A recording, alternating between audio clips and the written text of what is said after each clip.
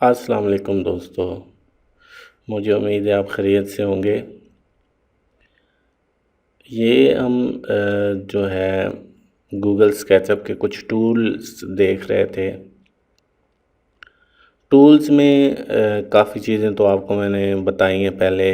ये वैसे भी जब इन पे कर्सर लेके जाते हैं तो मूव टूल से हर एक को पता है कि मूव टूल से क्या होता है। किसी ऑब्जेक्ट को भी दाएं बाएं पुश एंड पुल टूल, ये ऑफसेट ऑफसेट का भी पता है, लेकिन मैं आपको एक प्रैक्टिकली आपको बता देता हूँ कि ऑफसेट कैसे, ये गूगल स्केचअप में ऑफसेट कैसे काम करता है। आपने कोई भी एक चीज़ बनाई है, फॉर एग्ज़ाम्पल आप किसी वाल का ऑफसेट लेना चाहते हैं, कितनी मोटाई लेना चाहते हैं, या कोई चीज़ भी।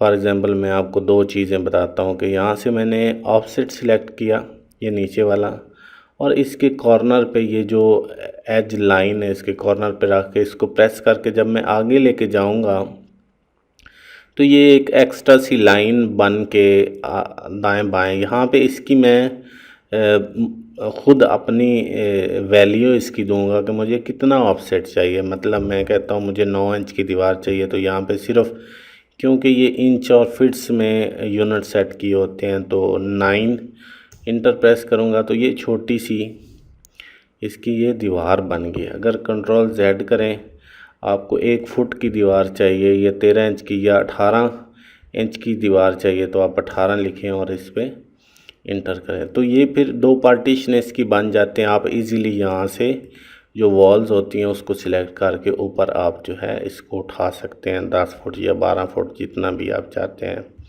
12 फुट इंटर जो जो भी आपको चाहिए।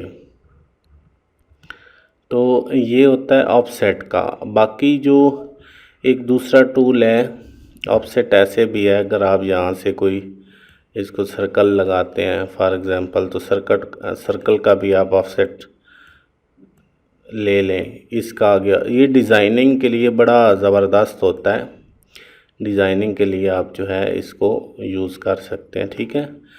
तो ये बड़ा हेल्पफुल टूल है और इसकी आपको ज़रूरत भी बहुत ज़्यादा पड़ेगी। ड्राइंग में आपको ज़रूरत पड़ेगी, आप मुख्तलिफ़ जगह पे इसको यूज़ कर सकते हैं। फाउंटेन के लिए, काफ़ी सारी चीज़ों के लिए आप इसको इस्तेमाल कर सकते हैं। तो ये बड़ा ज़बरदस्त टूल है। इसमें टेप टूल की ज़रूरत नहीं होती, आप डायरेक्टली इसी से ऑफसेट लें। ऑफसेट लेने के बाद आप इसको जो भी अप्लाई करेंगे तो वो हो जाएगा। दूसरा एक चीज़, जब आप सर्कल लगाते हैं तो आपको नज़र आ रहा होगा इसके ये किनारे किनारे सही, ये शेप इसकी गोल नहीं है। अगर फॉर एग्ज़ाम्पल आप इसको एक्सट्रूड करते हैं तो ये देखें इसकी जो शेप है ना वो सही मज़े की नहीं है। ये एज एज आपको नज़र आ रहे हैं, यहाँ है, यहाँ या इसको अगर आपने बिल्कुल स्मूथ करना है, बिल्कुल राउंड गोल करना होता है, तो उसकी क्या होता है, आपने ऐसे करना है कि आपको इसी पे आपने क्लिक करना है और एंटिटी इन्फो, सबसे ऊपर एंटिटी इन्फो पे आपने क्लिक करना है और यहाँ पे आपने इसको सिलेक्ट कर लेना है, ठीक है। इसको आप सिलेक्ट करें और ये सबसे पहले आपने क्या करना है, एक्सट्रूड करने से पहले देखें जो मिस्टेक होती है वो मिस्टेक होती है। आपने जब सर्कल लगाया है, यहाँ पे इसको मैं डिलीट कर देता हूँ, ये आपने सर्कल लगा दिया, ठीक है। तो यहाँ पे इसके आपने एजेस पहले स्मूथ कर लेने हैं, बिल्कुल इसके राउंड एजेस कर लेने हैं। उसके बाद आपने इसको एक्सट्रूड करना है।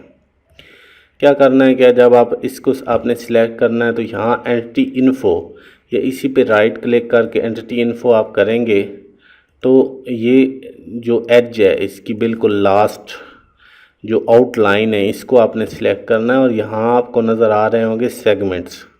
तो इन सेगमेंट्स को आपने बढ़ा देना है। मतलब ये 24 सेगमेंट्स हैं तो आप यहाँ पे 75 सेगमेंट्स कर दें। तो देखिए अभी राउंड हो गई। अभी इसी के मैं कम करता हूँ, 20 सेगमेंट्स करता हूँ, तो ये देखें और कम करता हूँ, 8 सेगमेंट करता हूँ, तो ये आपको क्लियरली पता चल रहा है कि ये इसके सेगमेंट्स बढ़ाने और कम करने से इसकी शेप में काफ़ी फ़र्क आ जाता है। तो यहाँ की एंटिटी इन्फो में जाके आपने इसके सेगमेंट्स बढ़ा देने हैं। तो आप जितना आपको ये स्मूथ चाहिए वहाँ पे यहाँ पे लेफ़्ट साइड पे इसके सेगमेंट्स आएंगे, रेडियस वगैरह आएगा, सब कुछ तो उसमें आप कर सकते हैं। उसके बाद आप इसको एक्सट्रूड करें तो ये बहुत प्यारा और ज़बरदस्त आप इसको एक्सट्रूड कर सकते हैं। बाद में पिछली वीडियो में मैंने आपको शेप्स का तो बताया था कि आपको मुख्तलिफ अगर इसमें शेप्स क्रिएट करनी है तो वो आप कैसे क्रिएट करेंगे। तो आप उसकी सेटिंग वगैरह बनाएं।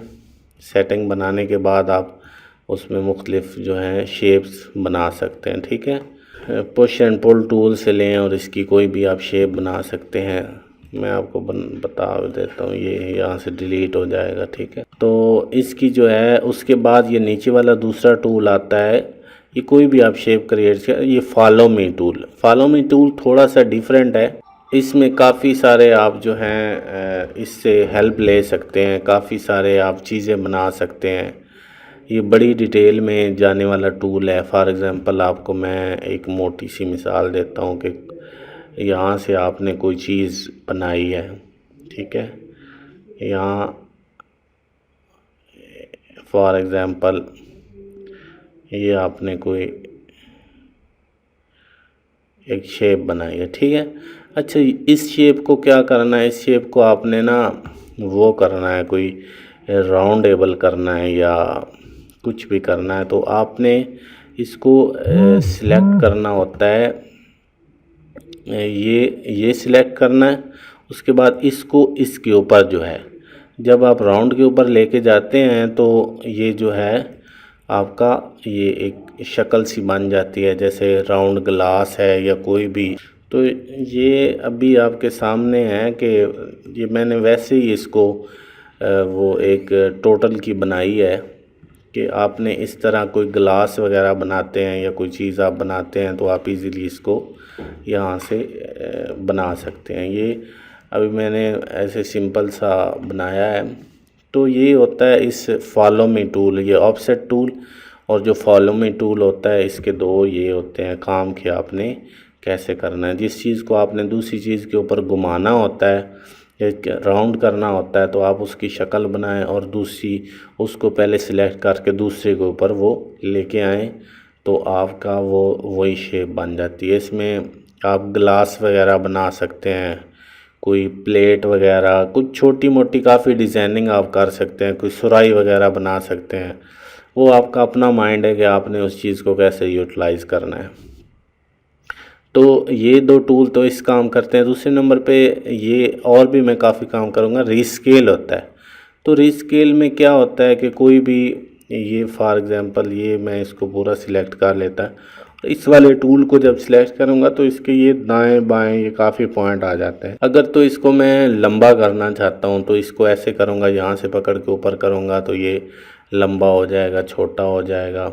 ठीक है, बाकी अगर इसको मैंने कोई कॉर्नर से पकड़ के कोई पूरे का पूरा मतलब मोटा भी हो और लंबा भी हो तो यहाँ से आप शिफ्ट का बटन प्रेस करें और इसको शिफ्ट का बटन ना भी शिफ्ट का बटन प्रेस करें तो आपके पास कंट्रोल होता है कि आप इसे दाएं बाएं ये कर सकते हैं, ऊपर नीचे आपके पास फुल रैंडम कंट्रोल होता है। जब शिफ्ट का बटन आप प्रेस नहीं करते तो आपके पास ये रैंडम कंट्रोल नहीं होता, आप एक ही उसकी जितना साइज़ होता है उसी पे आप जो है इसको लेके जाते हैं। बाकी मूव टूल का तो मैंने आपको बताया था कि जब मूव टूल हो और आपने कंट्रोल का बटन प्रेस किया हो तो आप इसको ड्रैग एंड ड्रॉप करेंगे तो ये आपके जो एक कॉपी बन जाएगी दूसरी वैसी सेम की सेम। तो ये होते हैं 3D टूल होते हैं। उसके बाद ये ड्राइंग टूल होते हैं, ये ऊपर वाले जहाँ पे पेंसिल है और ये सारी बनी हुई हैं, ये ड्राइंग टूल हैं, ये भी ड्राइंग टूल हैं। तकरीबन यही टूल अगर आप सारे सीख लें ना, यही वाले टूल, ये जो लेफ़्ट साइड पे, इन दूसरी चीज़ों सबको छोड़ दें, इनको छोड़ दें। ये सारे काफ़ी चीज़ें तो इसकी अपनी ही हैं लेकिन ज़्यादातर इसमें प्लगइन है। तो आप खाली ये वाली चीज़ इसको जो सीख लेंगे ना, ये वाली चीज़ ये है कि जितनी आप प्रैक्टिस करेंगे इतना आपको उसमें ज़्यादा अबूर हासिल होगा और आपका ज़्यादा जो है वो अच्छे तरीके से आप कर सकेंगे। तो मुझे उम्मीद है कि आपको मेरी वीडियो पसंद आएगी। मेरे चैनल को लाजमी लाइक किया करें, वीडियो को जो है शेयर किया करें, चैनल को सब्सक्राइब किया करें और अपना बहुत ज़्यादा ख्याल रखें। अल्लाह हाफ़िज़।